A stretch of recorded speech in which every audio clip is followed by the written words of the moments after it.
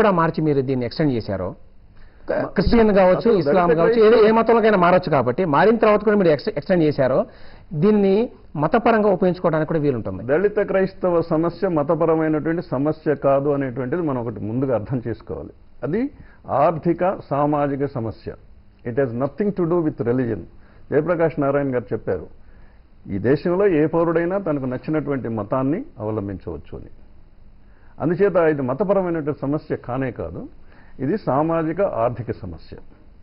రెండవది రంగనాథ్ మిశ్రా సామాజిక ఆర్థిక సమస్య అని అంటూనే దాన్ని మళ్ళీ కులానికి మతానికి మనం ముడి పెడుతున్నాం. అవునవును. ఇప్పుడు ఇంకోటి, రంగనాథ్ మిశ్రా కమిషన్ ఏదైతే ఉందో, Ranganath Mishra commission report submit చేసి ఇప్పటికి 2 సంవత్సరాలు అవుతుంది. రంగనాథ్ మిశ్రా కమిషన్ వారు ఎక్సెప్ట్ మెంబర్ సెక్రటరీ ఆశాదాస్ మిగిలిన సభ్యులందరూ కూడాను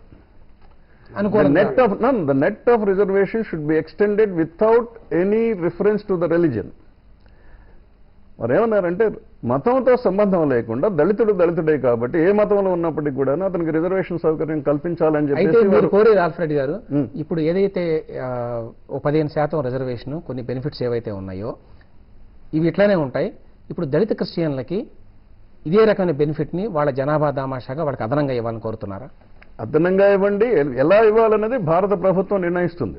మనం ఏమి నిర్ణయించలేం కదా. కానీ ఏది దానికి మార్గం ఒకటి జేపీ గారు చెప్పారు.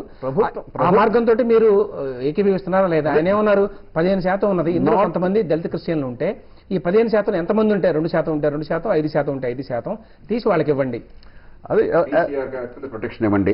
టీసీఆర్ యాక్టే కదా, SC ఎస్టీస్ prevention of atrocities act కూడా దాని కింద ప్రొటెక్షన్ ఇవ్వండి. దానికి కూడా ప్రొటెక్షన్ ఇవ్వాలి. ఇదే సమయంలో ఇంకొక ఇష్యూ ఉన్నదండి.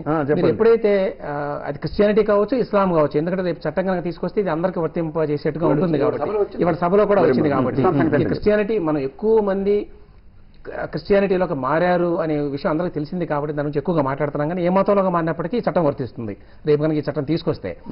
అయితే ఒక క్రిస్టియన్గా కానీ, ఒక ముస్లింగా కానీ, మరో మతస్థుడిగా కానీ, హిందూ మతం కాకుండా వీళ్ళంతా మైనారిటీలుగా గుర్తింపు పొందారు. మన రాజ్యాంగం గుర్తించింది మైనారిటీలుగా. దానివల్ల వచ్చేటువంటి అదనపు కొన్ని సౌకర్యాలు కానీ, అదనపు గుర్తింపు కానీ ఉన్నాయి మైనారిటీలకి. ఇప్పుడు ఈ 2 క్లాష్ రావా జేపీ గారు? అది మరో అంశం, అది టోటలీ డిఫరెంట్ ఇష్యూ. ఏంటంటే ఈ మధ్య ఒక దళితుడే ఎక్కడున్నా కానీ.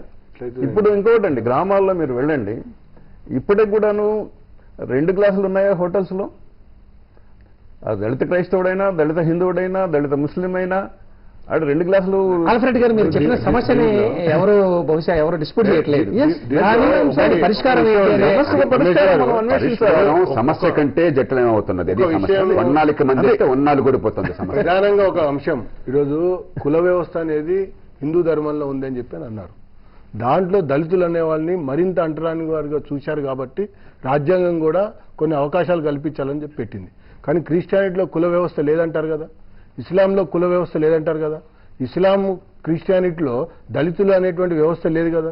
లేనప్పుడు ఇక్కడ సామాజికమైనటువంటి ఉన్నతమైనటువంటి దాని కొరకు మేము ఆశ్రయించాం, అంటరానితనం లేనటువంటి మతంలో మేము పుచ్చుకున్నాం అని చెప్పని క్రిస్టియానిటీలోకి వచ్చినాక వీళ్ళు వాళ్ళ దళితులుగానే చూస్తున్నారు. వీళ్ళు మరి ఆ రకంగా ఇస్లాంలో కూడా దళితులుగా వెళ్ళాం కాబట్టి ముస్లిం దళితులు అని చెప్పి అంటున్నారు.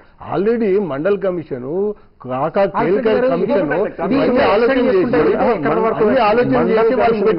ఏలియా పెరుమాళ్ కమిషన్ కానీ, రంగనాథ్ మిశ్రా కమిషన్ కానీ, నేషనల్ కమిషన్ ఫర్ మైనారిటీస్ కానీ, లేటెస్ట్ గా మినిస్ట్రీ ఆఫ్ మైనారిటీస్ వెల్ఫేర్ వారు ఒక స్టడీని కమిషన్ చేశారు, ఢిల్లీ యూనివర్సిటీ సోషియాలజీ డిపార్ట్మెంట్.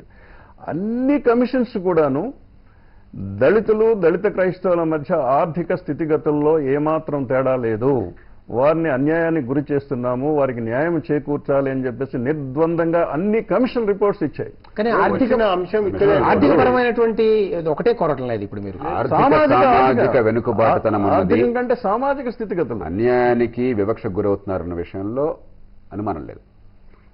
కాబట్టి వారికి న్యాయం చేయడానికి పద్ధతులు ఏమిటి? క్రైస్తవేతర దళితులకి ఈవేళ కోపం తెప్పించి వారికి వీరికి మధ్య పోటీ తీసుకొచ్చి వారి సీట్లు పోతాయన్నటువంటి భయాన్ని తీసుకొచ్చి సమాజంలో పెద్ద ఉత్పాతాన్ని సృష్టించడం పరిష్కారం అవుతుందా? మళ్ళీ మరొక మత సామరస్యాన్ని పూర్తిగా కూలద్రోసి మతాల మధ్య కురుక్షేత్రం తీసుకొస్తే పరిష్కారం అవుతుందా?